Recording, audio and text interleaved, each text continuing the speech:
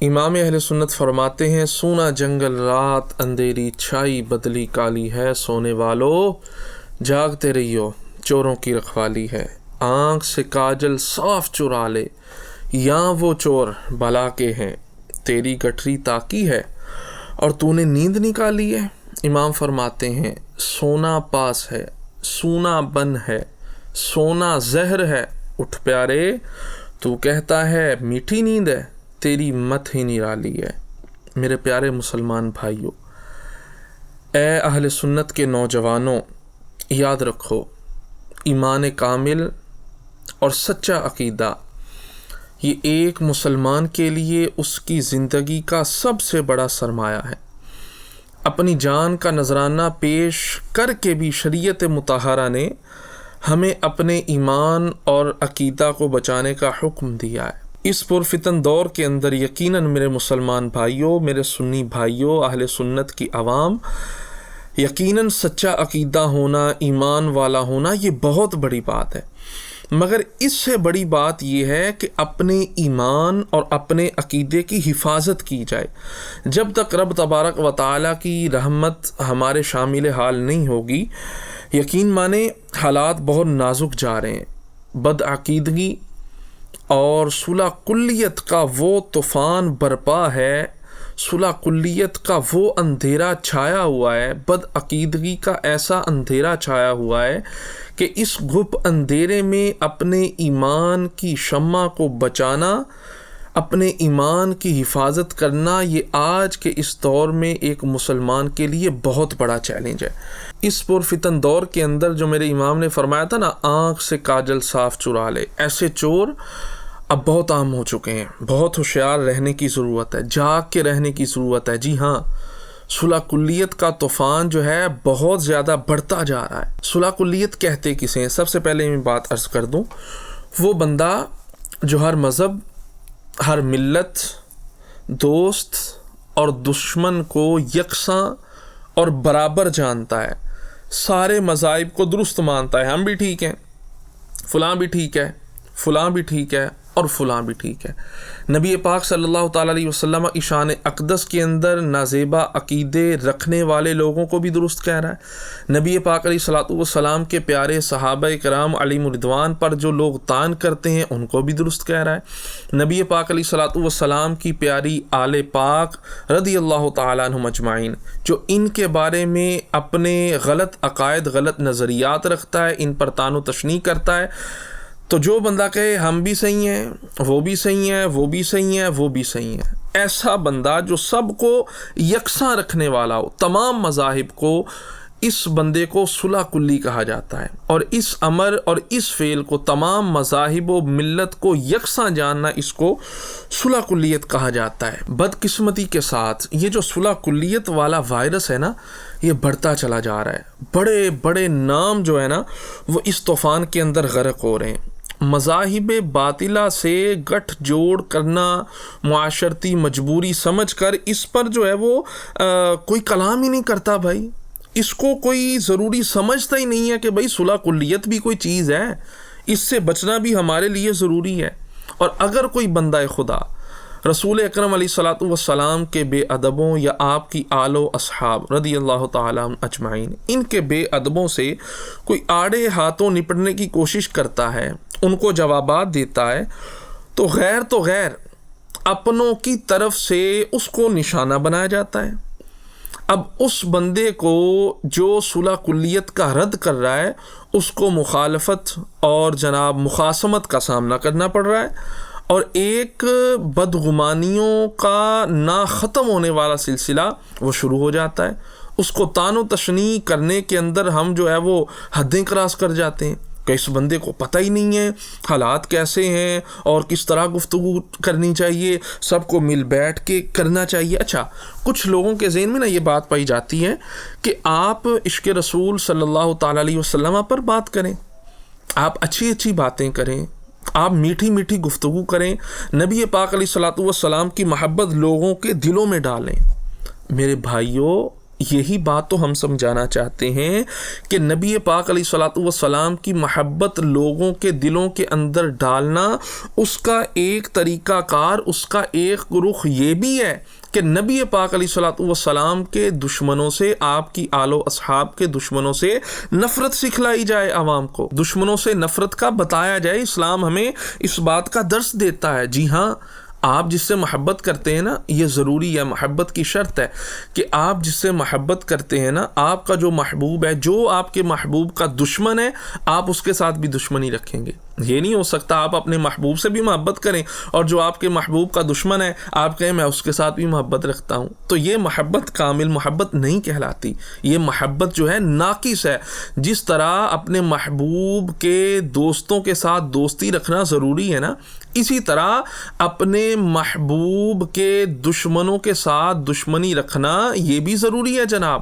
یہ بھی محبت کی علامت ہے۔ محبت رسول کا ایک رخ یہ بھی ہے کہ نبی پاک علیہ الصلوۃ والسلام کے بے ادبوں سے اپنے تعلق کو ختم کیا جائے، اپنے رشتے ناطے کو توڑا جائے۔ اور دوسری بات یہ ہے کہ صرف حق کی بات کرنا یہی کافی نہیں ہے۔ حق کو حق کہنا، جاننا، ماننا صرف یہی کافی نہیں ہے، بلکہ باطل کو باطل کہنا یہ بھی ہمارے لیے ضروری ہے۔ باطل کو باطل جاننا، ماننا یہ بھی ہمارے لیے ضروری ہے۔ اہدنا الصراط المستقیم صراط الذین انعمت علیہم، اے اللہ ہمیں سیدھا رستہ چلا، سیدھا رستہ کن لوگوں کا؟ جن پر اللہ نے انعام کیا۔ اب بات یہاں ختم ہو جانی چاہیے تھی نا، سیدھا رستہ کن کا؟ جن پر اللہ نے انعام کیا، وہ اولیاء ہیں، وہ شہداء ہیں، وہ انبیاء ہیں، وہ صالحین ہیں۔ یہاں بات ختم نہیں ہوئی، بلکہ آگے رب فرماتا ہے غیر المغضوب علیہم ولا الضالین، ان لوگوں کا رستہ نہیں چلنا۔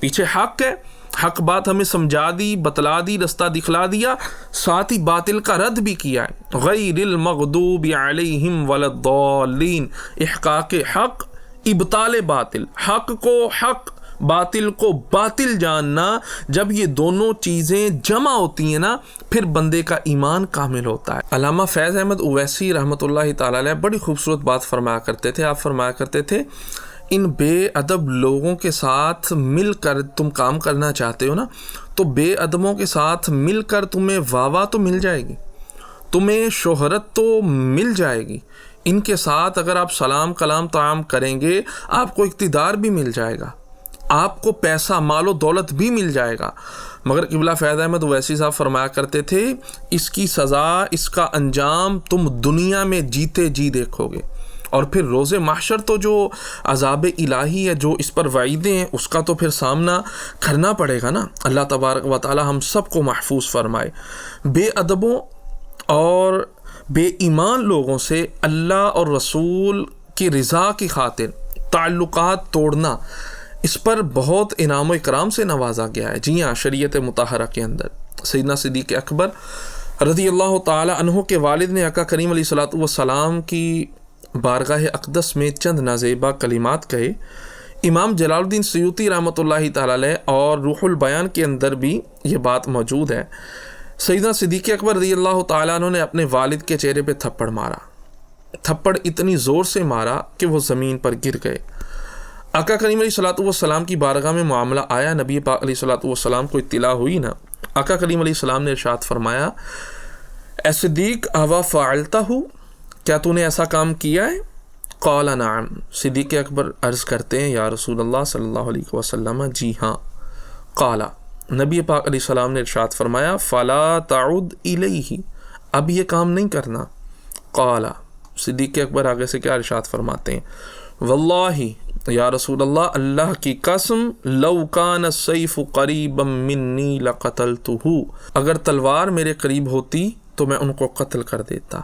فوراً آیت مبارکہ نازل ہوئی، اللہ ارشاد فرماتا ہے لا تجد قوما یؤمنون باللہ والیوم الآخر یوادون من حاد اللہ ورسولہ ولو كانوا آباءہم او ابناءہم او اخوانہم او عشیرتہم اولئک کتب فی قلوبہم الایمان وأیدہم بروح من ویدخلہم جنات تجری من تحتها الانہار خالدین فیہا رضی اللہ عنہم ورضوا عنہ اولئک حزب اللہ الا ان حزب اللہ هم المفلحون۔ خلاصہ یہ ہے کہ جو لوگ اللہ رسول سے محبت کرتے ہیں نا، وہ اللہ رسول کے دشمنوں سے محبت نہیں کرتے، اگرچہ ان کے قریبی ہوں، ان کے بیٹے ہوں، ان کے آباء و اجداد ہوں، ان کے خاندان والے ہوں۔ اللہ ارشاد فرماتا ہے یہی وہ لوگ ہیں جو بد مذہبوں سے، بے ایمانوں سے اپنا تعلق، رشتہ، ناتا توڑتے ہیں۔ اللہ فرماتا ہے اولئک کتب فی قلوبہم الایمان، یہی وہ لوگ ہیں جن کے دلوں میں اللہ نے ایمان کو نقش فرما دیا، ان کے لیے جنت کی نعمتیں ہیں، ہمیشہ اس میں رہیں گے، یہ اللہ کی رضا پر راضی، اللہ ان سے راضی، یہی اللہ کا لشکر ہے۔ اب یہ حضرت سیدنا صدیق اکبر رضی اللہ تعالی عنہ کے اس عمل پر یہ آیت مبارکہ نازل ہوئی۔ اچھا، آج ایسے لوگ بھی ہمارے سامنے آ رہے ہیں، جی علامہ صاحب ذہن کو اپنے کو وسیع رکھنا چاہیے۔ میں نے کہا بھائی ذہن کو وسیع رکھنا چاہیے، یہ بات سیدنا صدیق اکبر رضی اللہ تعالی عنہ کو سمجھ کیوں نہیں آئی؟ انہوں نے اپنے والد کے منہ پر تھپڑ کیوں مارا؟ عمر فاروق اعظم رضی اللہ تعالیٰ عنہ نے اپنے ماموں کو کیوں قتل کیا؟ مصعب بن عمیر رضی اللہ تعالیٰ عنہ نے اپنے بھائی کو قتل کیوں کیا؟ کیا معاذ اللہ نبی پاک علیہ الصلوۃ والسلام کے صحابہ کے ذہن تنگ تھے جو آج تمہارے ذہن کھل رہے ہیں؟ اور بھائیوں یہ بات یاد رکھیے کہ ہمارے اندر ہی اب ایسے لوگ گھس چکے ہیں، معذرت کے ساتھ یہ جاگ کے رہنے کا وقت ہے۔ امام نے فرمایا تھا نا، سونا جنگل رات اندھیری، چھائی بدلی کالی ہے، سونے والو جاگتے رہیو، چوروں کی رکھوالی ہے۔ ہمارے اندر ایسے لوگ گھس چکے ہیں، اعلیٰ حضرت کرتے ہیں، سیدی اعلیٰ حضرت کا نام لے کر آپ سے عقیدتیں، آپ کی محبتیں بٹورتے ہیں جناب۔ اور جب نظریہ اعلیٰ حضرت کی بات کی جائے، جب تعلیمات اعلیٰ حضرت کی بات کی جائے، جواب کیا ملتا ہے؟ حضرت حالات کو دیکھ کے چلنا پڑتا ہے، معاملات کو دیکھ کے، معاشرے کو دیکھ کے چلنا پڑتا ہے۔ میں یہاں یہ دست بستہ عرض گزار ہوں ایسے لوگوں کی خدمت میں، میں یہ بات عرض کر رہا ہوں بھائی یہ باتیں اعلیٰ حضرت کو سمجھ میں کیوں نہیں آئیں؟ یہ باتیں ہمارے اکابرین کو سمجھ میں کیوں نہیں آئیں جو آج آپ کو آ رہی ہیں؟ کیا ان کا ذہن تنگ تھا اور آپ کا ذہن جو ہے وہ ان سے زیادہ بڑا ہے؟ ان سے زیادہ آپ کا ذہن جو ہے دین کے معاملے میں کام کرتا ہے؟ بھائیو خدا کا واسطہ یہ معاشرتی مجبوری سمجھ کے صلح کلیت کو فروغ نہ دیا جائے۔ میں اپنے یہاں پیارے سنی مسلمان اپنے بھائیوں سے یہ گزارش کر رہا ہوں کہ اپنے اکابرین کی تعلیمات کو، خصوصاً سیدی و سندی اعلیٰ حضرت امام اہل سنت کی تعلیمات کو کبھی بھی اپنے ہاتھ سے نہ جانے دینا، ان کا دامن نہ چھوڑنا۔ ہاں، آپ کسی دینی شخصیت سے، مذہبی شخصیت سے محبت رکھتے ہیں، ضرور رکھیں، رکھنی چاہیے۔ آپ علماء سے محبت کریں، آپ جو اچھے خوش عقیدہ نعت خواں ہیں آپ ان سے بھی محبت کریں، آپ جو سنی صحیح العقیدہ، صحیح الاعمال، صحیح الافعال اور صحیح العقائد پیران عظام ہیں آپ ان سے بھی عقیدت رکھیں۔ جتنی بھی مذہبی شخصیات ہیں آپ کو چاہیے آپ ان کا ادب و احترام کریں۔ ہاں، یہ بات ضرور یاد رکھیے گا، کسی سے بھی محبت کرنی، مجھے اپنے پیر سے الحمدللہ محبت ہے، کس لیے؟ اللہ اور رسول کی رضا کے لیے، کہ وہ اللہ اور رسول کی شریعت پر عمل پیرا ہیں اور اس پر عمل پیرا ہونے کا درس دیتے ہیں۔ محبت کا معیار اللہ اور رسول کی رضا ہے۔ ہاں، جب آپ دیکھیں، اللہ نہ کرے، خدا نہ کرے، کوئی ایسی مذہبی شخصیت جو تعلیمات اہل سنت، نظریات اہل سنت، معمولات اہل سنت یا عقائد اہل سنت سے اللہ نہ کرے ہٹ رہی ہے کوئی شخصیت، آپ پھر اس شخصیت کے پیچھے نہ چلیں۔